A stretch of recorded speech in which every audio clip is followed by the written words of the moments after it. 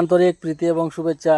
এই বিকেলবেলা আমার এই সবজির বাগানে একটু সময়।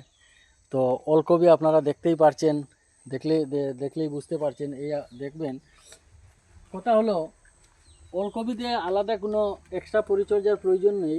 তবে এই গুঁড়ার মধ্যে কিছু ঘাস অযথা ফুটে এসে পড়ে। এই যে অযথা ঘাস এগুলা কি করে এই ওলকপি বা যে কোনো শাকসবজির ভিটামিন যেগুলো আছে সেগুলা টেনে নিয়ে যায়। তাই আপনারা লক্ষ্য রাখবেন, এটার এই যে মোড়া পাতা যেগুলো একটু লাল হয়ে গেছে বা ডুগা ভেঙে গেছে, এইভাবে মোড়া পাতাগুলো আপনারা ভেঙে ফেলে দিবেন।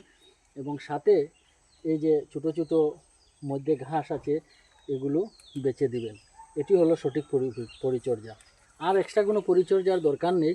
সময় মতো একটু জল দেবেন এবং যাতে রোদ পায়, কারণ সেখানে ভিটামিন ডি রয়েছে পরিপূর্ণ।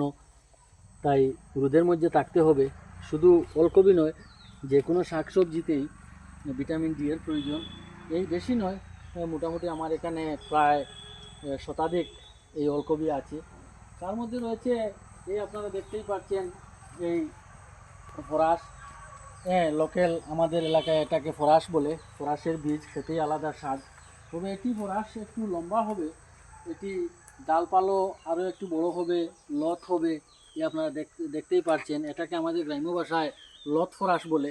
একটু আমি লাগিয়ে টেস্ট করেছি, এখানে মোটামুটি ফুল এসে গেছে, আপনারা দেখতেই পাচ্ছেন। তো শাকসবজি আসলে ফলালেই হয় না, সঠিক পরিচর্যার প্রয়োজন হয়। আপনারাও নিজ বাসায় চাইলে এইভাবে ছোটোখাটো জায়গা থাকলে সবজি চাষ করবেন, এতে আলাদাই আনন্দ। আজকে এসেছি একটু আগেই বাসাতে, এসে একটু নিজের এই সবজি বাগানে আসলাম, একটু আলাদাই আনন্দ। বিকেলবেলার এই যে গুদুলির সময়, খুব আনন্দ। সকলকে আন্তরিক ধন্যবাদ। সকল ভালো থাকবেন, সুস্থ থাকবেন এবং সদা সতর্ক থাকবেন। ধন্যবাদ।